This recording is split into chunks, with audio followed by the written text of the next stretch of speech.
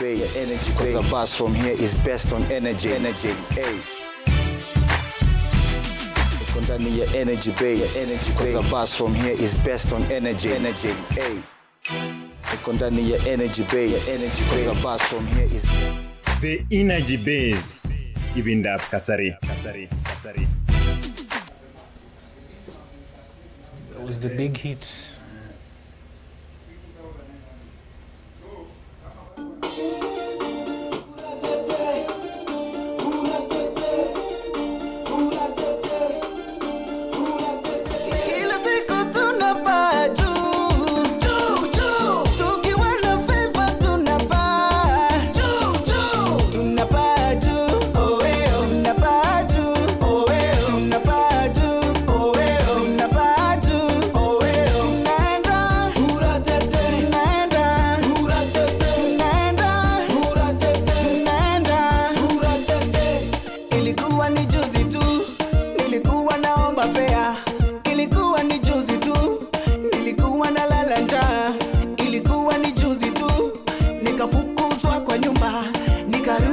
Shambani kuishi na wazazi wangu, kumbe hiyo setback ikawa ni my comeback.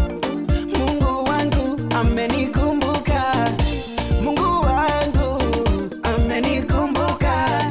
Wanaonipenda ninawaombea ya kwamba Mungu atawakumbuka, ya kwamba Mungu atawakumbuka. Kuteseka ni kwa muda, kuteseka ni kwa muda, kuteseka ni kwa muda, kuteseka ni kwa muda. Kila siku tunapaa juu, tukiwa na favor tunapaa juu, tunapaa juu, tunapaa juu, tunapaa juu, tunapaa juu.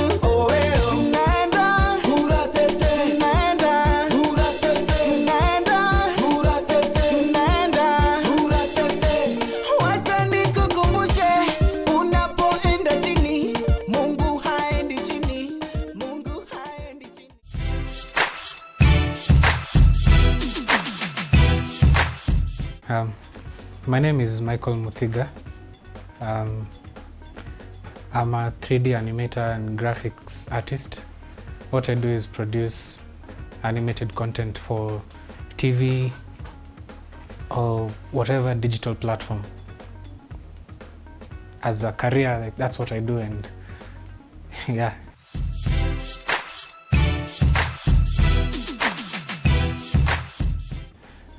I didn't get a chance to study animation or graphics stuff. What I did, I studied civil engineering for 1 year, but I had so much interest for animation, so I did a lot of research on animation and reading a lot of tutorials online and from many of my friends. I had friends in the animation industry. I also got to work on the Tinga Tinga Tales series, which plays on Disney Channel and CBBS, BBC.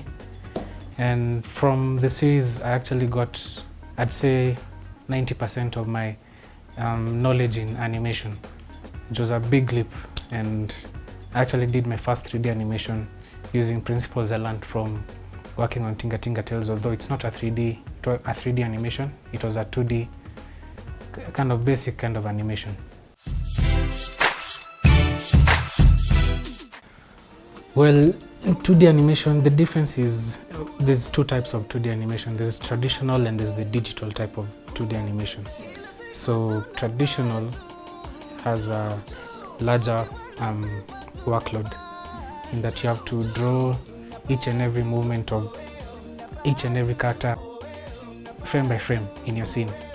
Whereas in digital, it's still a lot of workload, but more manageable. You can actually produce a digital one with fewer labor.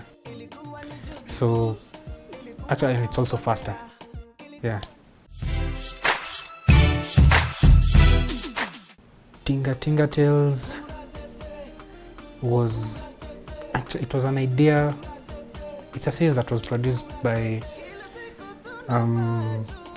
Tiger Aspect UK, and one of the producers who worked at Tiger Aspects came up with the idea. Actually, she traveled to Tanzania and she fell in love with the culture and the Tinga Tinga kind of painting styles, and she came up with the idea, Tinga Tinga Tales, from that. So she came and produced the series here in Kenya. Yeah, and it gave me an opportunity when I actually got a job to work on it. I wasn't that good in animation. I was good, but not as good as I am now. Yeah, so from Tinga Tinga Tales, I got 90% of the knowledge I have in animation.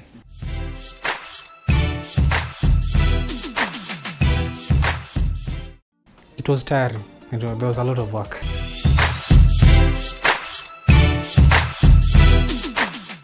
No, there was a whole team of animators.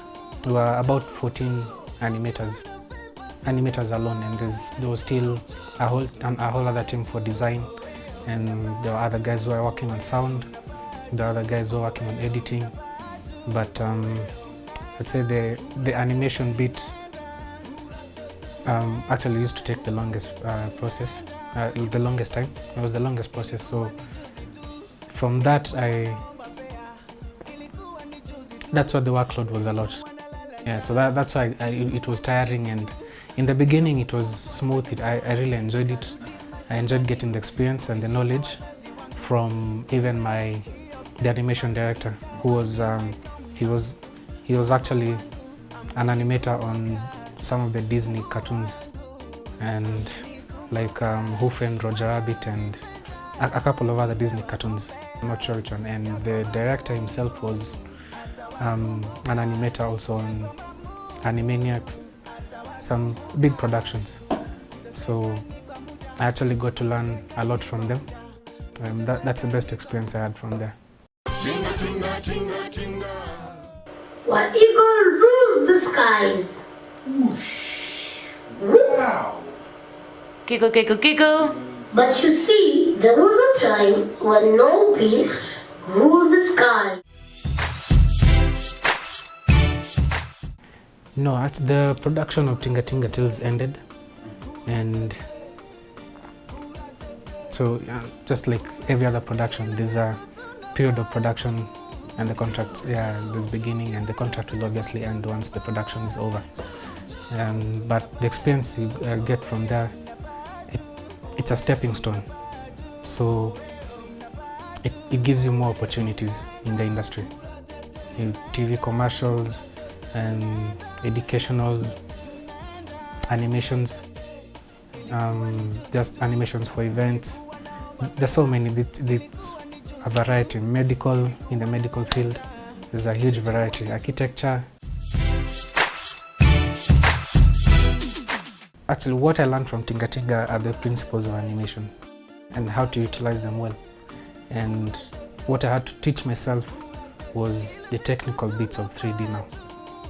And it was a hard experience trying to learn on my own.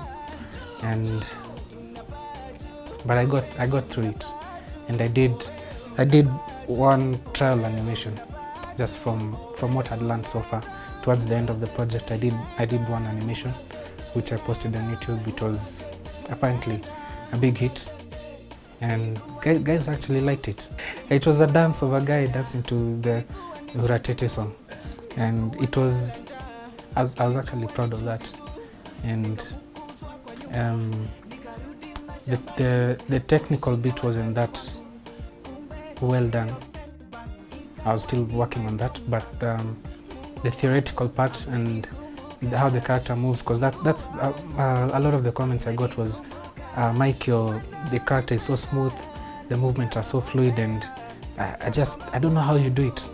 I just took whatever I learned from Tinga Tinga Tales and applied it now in 3D animation.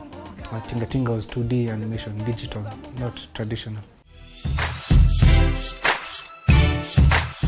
Well, the difference between 2D and 3D is, in 2D, everything in your scene, everything in your animation happens on only two planes. That's on the x-axis and the y-axis. So the In reality, there's actually no depth in the 2D animation, which is the Z-axis. If you see any, it's just exaggerated. So it looks like it's an illusion that there's space, Z space in it. In 3D, there's actually an extra axis, which is the Z-axis.